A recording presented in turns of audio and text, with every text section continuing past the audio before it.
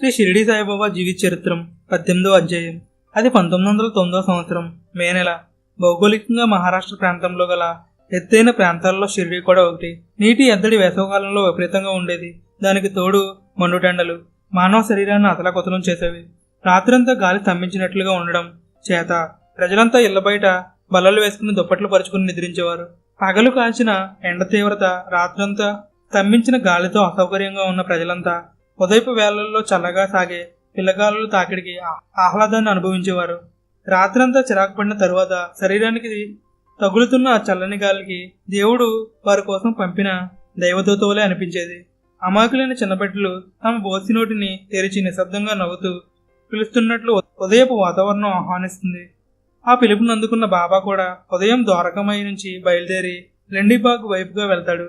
అక్కడ ఆయన వెనక శ్యామ, తాత్య, బాలాషింపి, బాగోజీ షిండే మొదలైన భక్తులు కూడా వెళ్ళిరి. 2 మేకల కదా.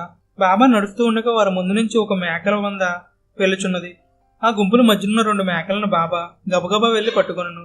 బాగోజీ షిండే బాబాకు సహాయంగా వెళ్ళను. ఆ 2 మేకలు తనకు కావాలని చెప్పి వాటి యజమానికి 32 రూపాయలు ఇచ్చి బాబా వాటిని కొనను.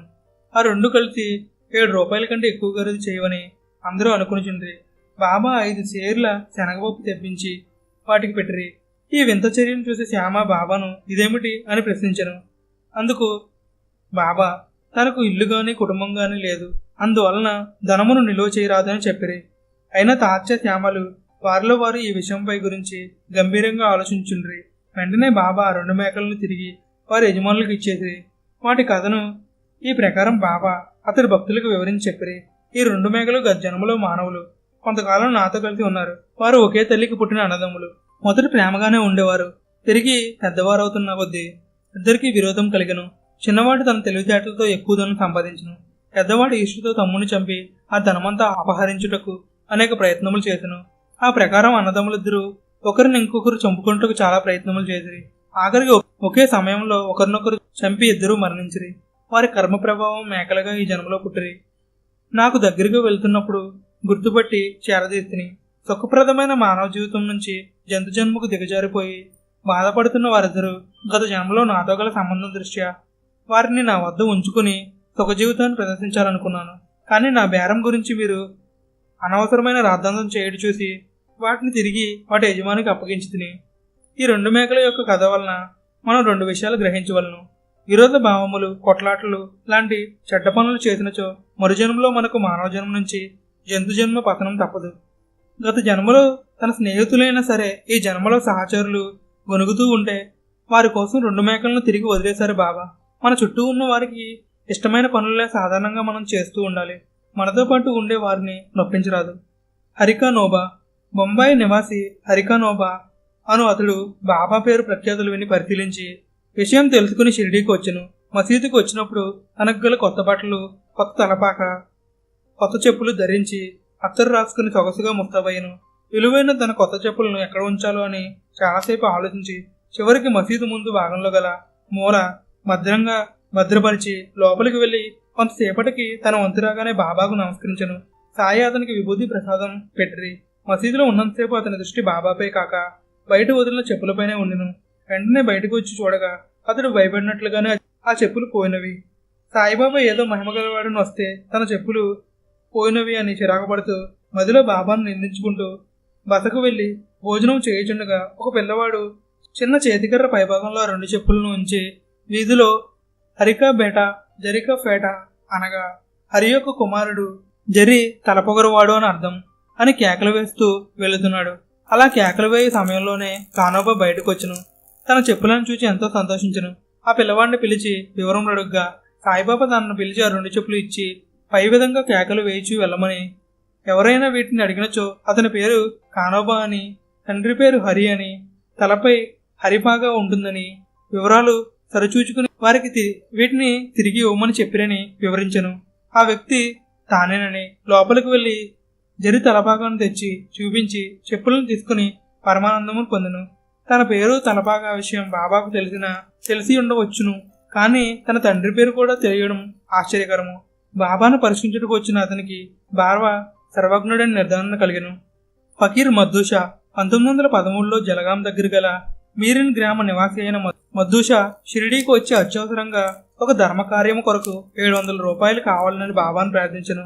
బాబా ఆదేశంపై బాబా సాహెబ్ జోగ్ 700 రూపాయల నాణములను బాబా సమక్షంలో ఆ ఫకీర్కి ఇవ్వమని లక్ష్మణ్ గులాబ్ అనే యువకులకు ఇచ్చారు.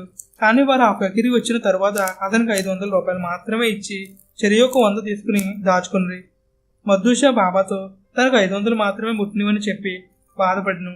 బాబా అవశ్యమును పట్టించుకున్నట్లుగానే విభూతి ప్రసాదం ఇచ్చి అతన్ని పంపించివేశాను.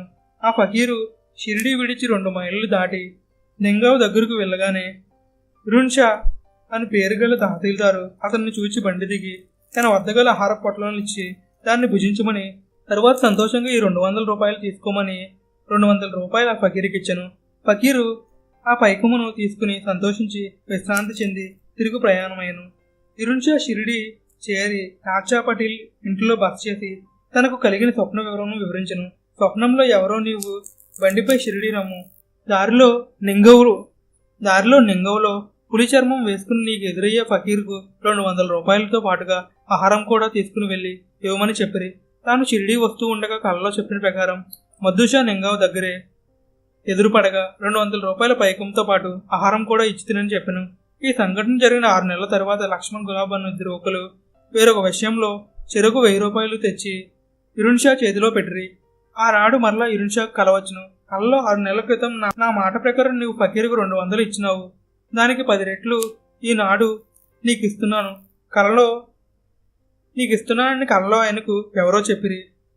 దీని ద్వారా మనం తెలుసుకోవాల్సింది, నీతి దైవాజ్ఞకు వ్యతిరేకంగా పనిచేసి దైవధనాన్ని కాజేసిన లక్ష్మణ్ గులాబ్ నుంచి బాబా 10 రెట్లు వసూలు చేసి దైవాజ్ఞను పాటించిన ఇరున్షాకు ఇప్పించను.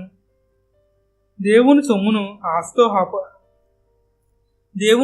ఆస్తో అపహరించి సొంతం చేసుకున్న వారు ఈ జన్మలో గాని లేదా మరు జన్మలో గాని 10 రెట్లు తిరిగి ఇవ్వక తప్పదు.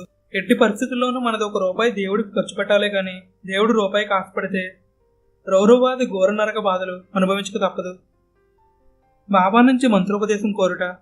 రాధాబాయి దేశ్ముఖ్ అని పేరుగల వృద్ధురాలు సాయిబాబాను గురువుగా భావించి వారి వలన ఉపదేశం పొంది ఆత్మ సాక్షాత్కారం పొందవలననే దృఢ సంకల్పంతో షిరిడీకి వెళ్లి సాయి ప్రభువును ఉపదేశం చేయమని కోరగా బాబా మౌనము వహించి ఉండిరి. అందుకు ఆమె సత్యాగ్రహం చేసి సాయి నుండి ఉపదేశం పొందే వరకు ఆహార నియమాలు మాని ఆమరణ నిరాహార దీక్షకు పూనున్నది. ఆమె ఆ విధంగా 3 రోజులు నిరాహార దీక్షను సాగించుటచే నీరసించి బలీయమైపోయిను. అది గమనించిన శ్యామ బాబాకు చెడ్డ పేరు వచ్చింది కనుక వెంటనే ఆమె విషయంలో బాబాను కల్పించుకోమని ప్రార్థించారు. అప్పుడు బాబా ఆమెను పిలిపించి ఈ విధంగా చెప్పాను, తల్లి, నేను నీ బిడ్డ వంటి వాడును, నీవు నా తల్లి వంటి దానివి. నీవు అనవసరంగా ఆత్మను హింసించుకుంటూ మరణమును కోరదువేళ నేను ఒక భిక్షకుడును, నాపై దయచూపుము. నా గురువు గొప్ప సాధువు సత్పురుషుడు. వారికి నేను ఆశ్రయించగానే నన్ను 2 కాకుల దర్శన అడిగిరి. అవి మామూలు నాణేలు కాదు. ఒకటి శ్రద్ధ, 2 సబూరి. శ్రద్ధ అనగా ప్రగాఢమైన విశ్వాసం, సబూరి అనగా ధైర్యంతోనూ ఉత్సాహంతోనూ కూడిన ఓర్పు. వారు అడిగిన వెంటనే ఆ 2 గుణములలో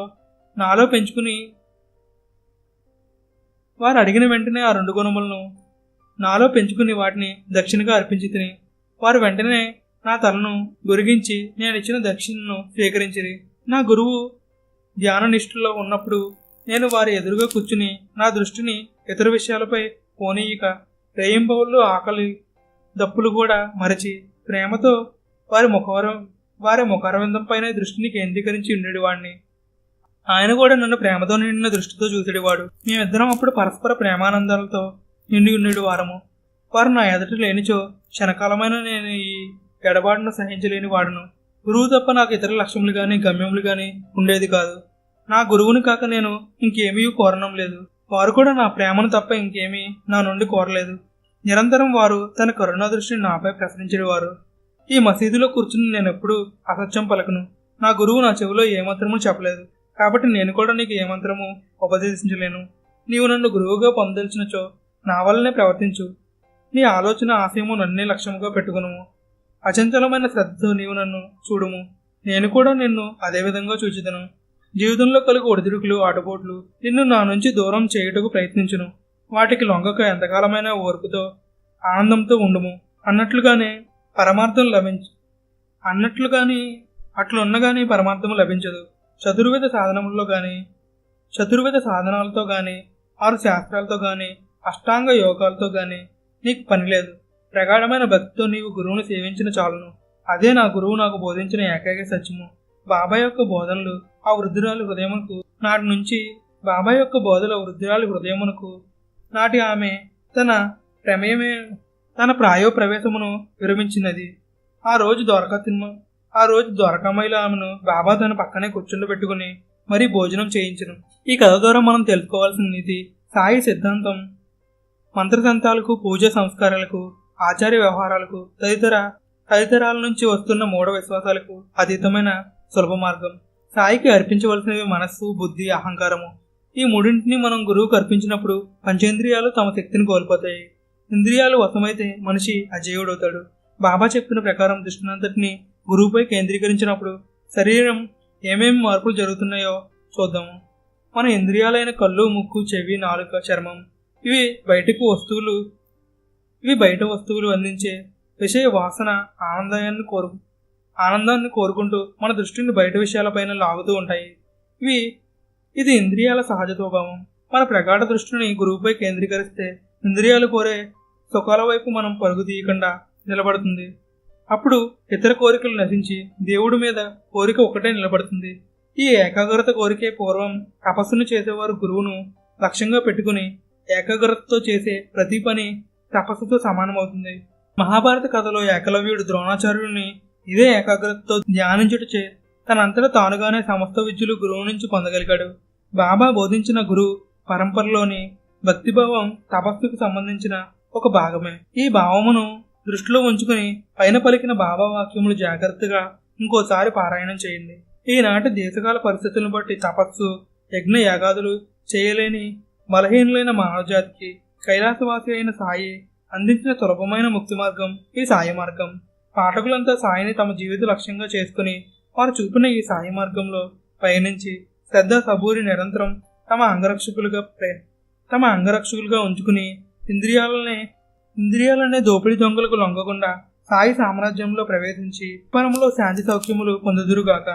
ఓం శాంతి శాంతి శాంతి. 18వ అధ్యాయం సంపూర్ణం.